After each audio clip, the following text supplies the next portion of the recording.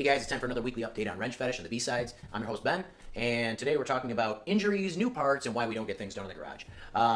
Let's start off with the injuries, and the reason why I didn't get stuff done in the garage. I was trying to move some stuff around as I had a little bit of time to kill, and I incidentally dropped a transmission on the palm of my hand, and I put a trans mount bolt through a bunch of meat. I have a hole. So if you do that and you're not careful, you are taking a trip to urgent care and you are getting 3 stitches. Injuries happen. I guess the god of speed got paid in blood that day. But I didn't lose my hand, so that's cool. There's another reason to use manual transmissions, because they weigh less than an automatic, and an automatic probably would have cost me a finger or two. So I'm really lucky there. But what I did get finished up this week before the injury was my roller spring purchase that I showed in the last update, where I was kind of drilling these out and I was assembling things and we did a little bit of welding.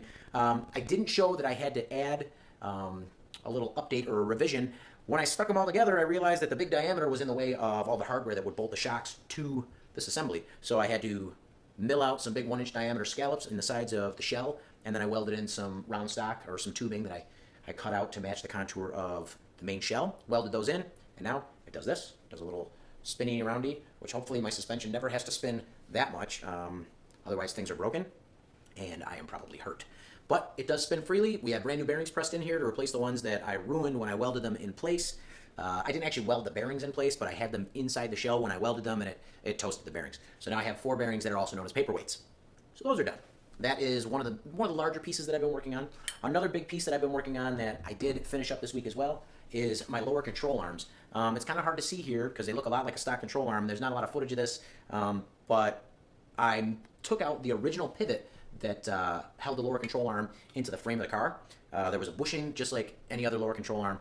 I took that out and I milled a hole through here just like I did on the spring purchase. I removed the rubber bushing, and I have a spherical rod end bearing in there, and that allows this to turn, both rotate and allows for misalignment to up to something like 30 degrees in each direction, which I shouldn't need more than that. But what that allows us to do is, as it articulates through its movement, it has a strut rod that comes off at an angle, and when it cycles up and down, it actually moves forward and adjusts its caster along the way.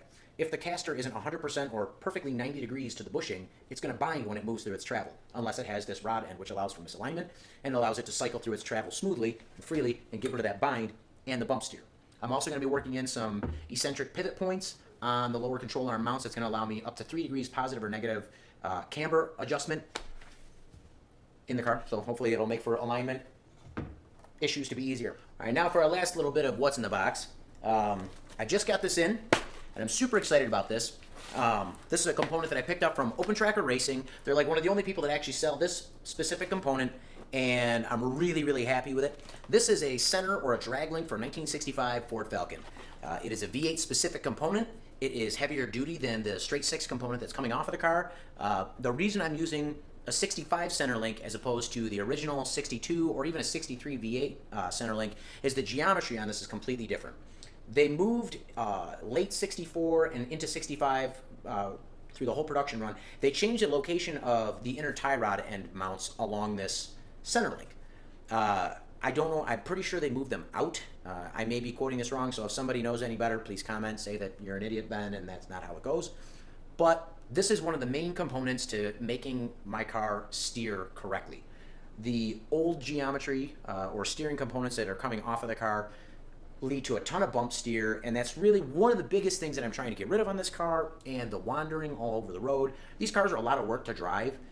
They're fun and they feel analog, but there are a lot of floating and a lot of wandering along, and they just worked out the geometry as the years went on, and using stuff from later model cars, usually you'll pick up some performance benefits.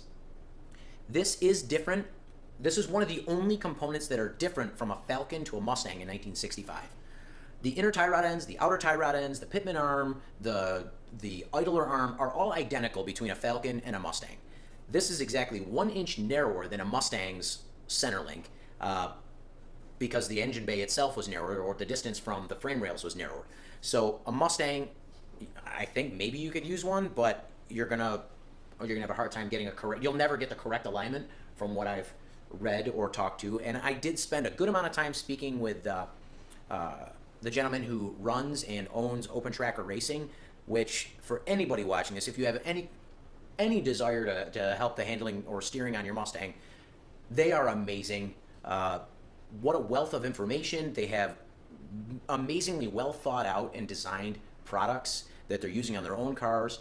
They specialize mostly in Mustang components, but I do know that the owner of the company is driving a Falcon, and so is his wife. He's got a 65 Falcon Sprint that he sent me a picture of his car personally.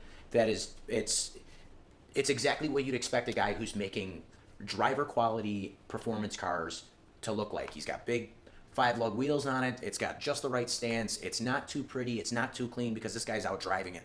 And this is one of the things he does to his car is he puts in the correct steering geometry, the roller spring perches, and he does the arning or the Shelby drop, which I actually was able to do to my car.